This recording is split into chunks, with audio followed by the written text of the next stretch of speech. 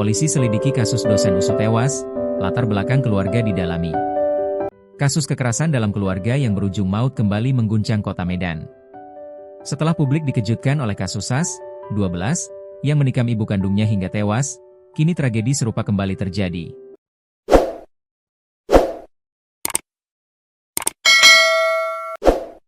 Kali ini, seorang pemuda berusia 18 tahun, Oka Muhammad Hafiz alias Hafiz, tega menikam ayah kandungnya sendiri, Dr. Insinyur Oka Hasnanda.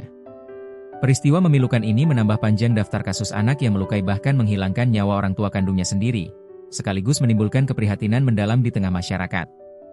Penikaman terjadi di Medan Deli. Aksi penikaman tersebut terjadi di Jalan Aluminium, Kelurahan Tanjung Mulia, Kecamatan Medan Deli, pada Jumat, 19 Desember 2025, sekitar pukul 9 waktu Indonesia Barat. Kejadian berlangsung di lingkungan tempat tinggal korban dan pelaku, yang merupakan ayah dan anak.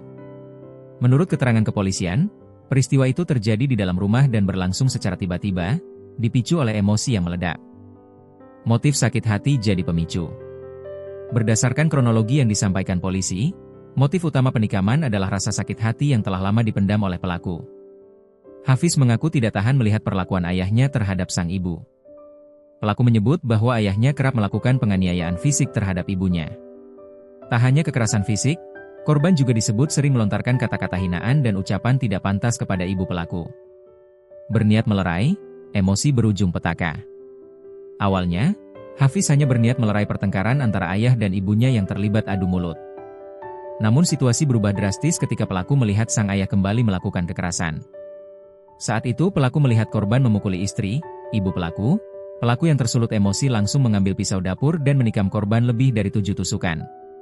Korban mengalami luka di bagian dada, punggung, perut, ucap Ibtu Agus Purnomo saat ditemui Tribun Medan.